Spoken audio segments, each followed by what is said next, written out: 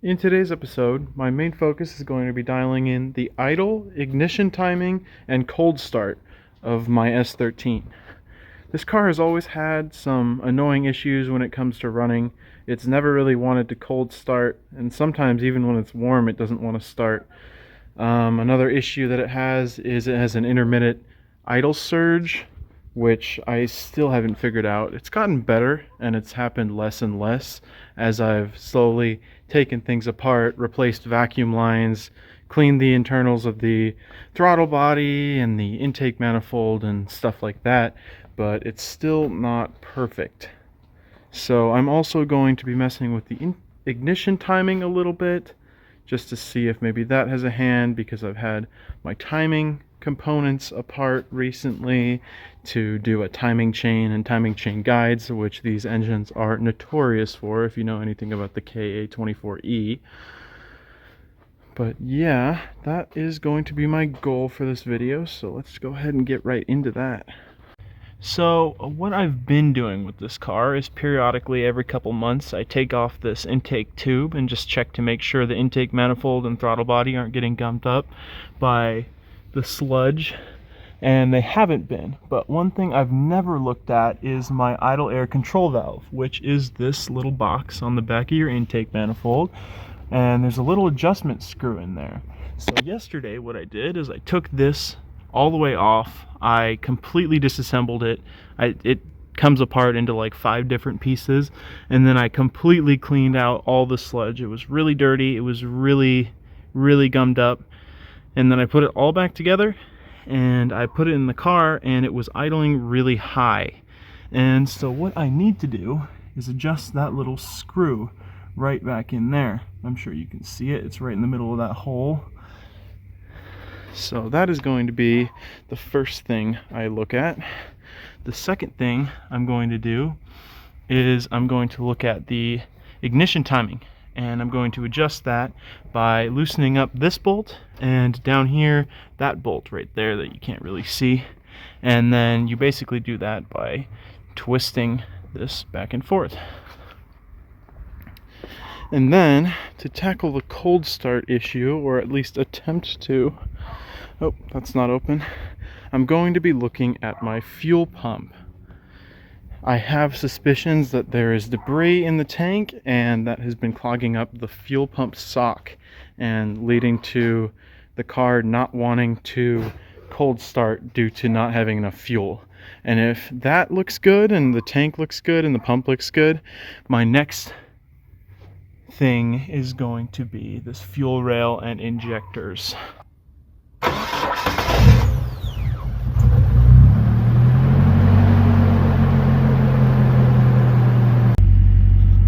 Okay, so this is what I'm talking about right here. This is a 1500 RPM idle. If you know anything about KAs, they're not supposed to idle there. They're supposed to idle at anywhere from 1000 to 800. So what you're gonna do, come over here, see that little adjustment screw right in there, right in the middle of that hole. You're gonna go ahead and take a flathead screwdriver and you're gonna tighten up that bolt, and immediately that idle comes down.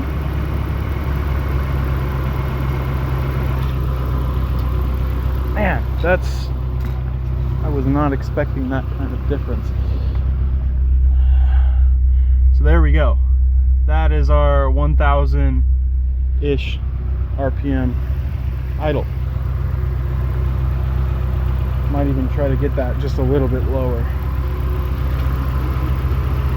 And what you're really doing here is you're screwing a plug in so not as much air can pass through that valve.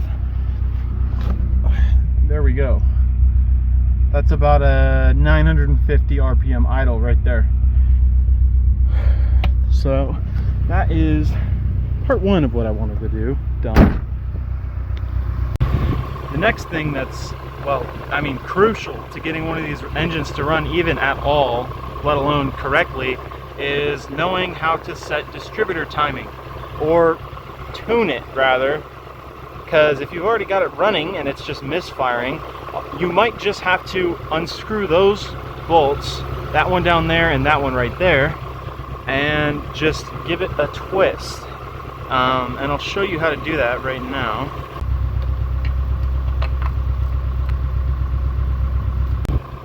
So once you've got those bolts loosened, you kind of can just grab it and twist it. See how that idle sort of came down a little bit more.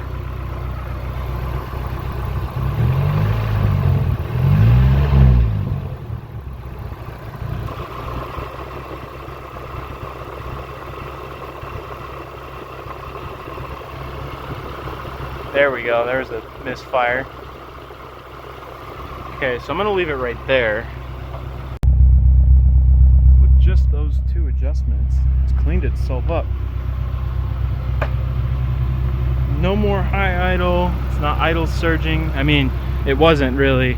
I did take out the idle air control valve and obviously took it apart yesterday, so I think that kind of solved that problem, but it was still idling really high until I just adjusted it. And then the distributor, I messed with just ever so slightly, and now that too it seems to have solved the misfire issue. Now that we've tackled those two issues, what I want to do is move around to the back of the car and look at the fuel pump. So first, let's get all this stuff out of the way. All these bolts in here are 8 mils, so you just undo those as well. Then we just got to very carefully remove this so we don't spray gas everywhere, and then this as well.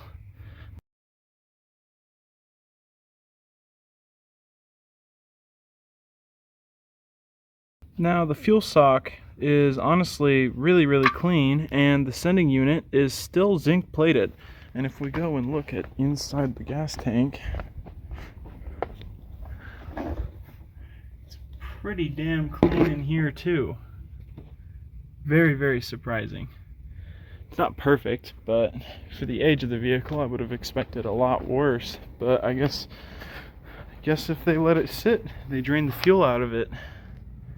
So yeah, this looks pretty good. The only issue is this fuel pump is kind of crumbling apart, so I might honestly end up just replacing the fuel pump, just because, yeah, that doesn't look very good. I don't know if I want that going through my injectors.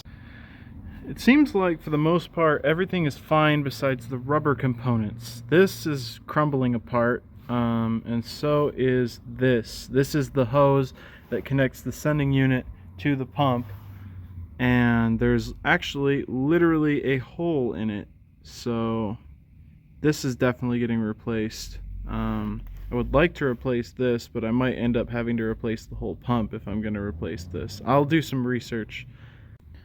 Alright, so after some consideration and research, I've decided I'm just not going to run the black boot that goes over the fuel pump, just because I'd rather not have that deteriorating anymore in my gas tank and getting rubber chunks everywhere.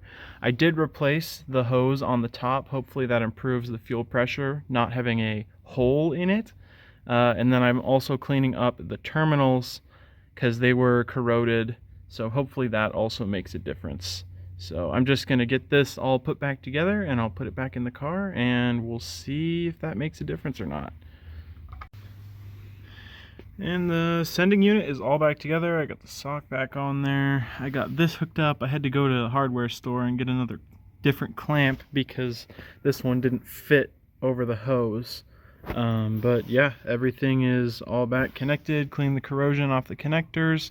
And now I'm just going to go ahead and put it back in the car and see if that made any difference.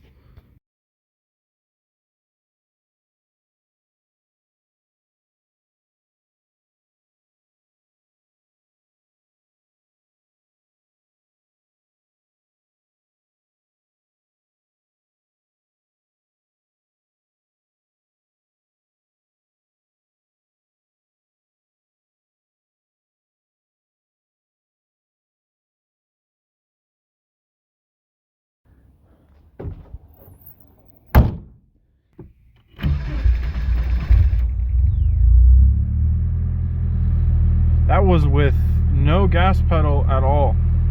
Usually I have to like really rev the shit out of it, or pump the shit out of the gas pedal to get it started, and it didn't need it that time. So I don't know if it's fixed. Who really knows, honestly. Does my fuel gauge still work? Maybe. Who knows?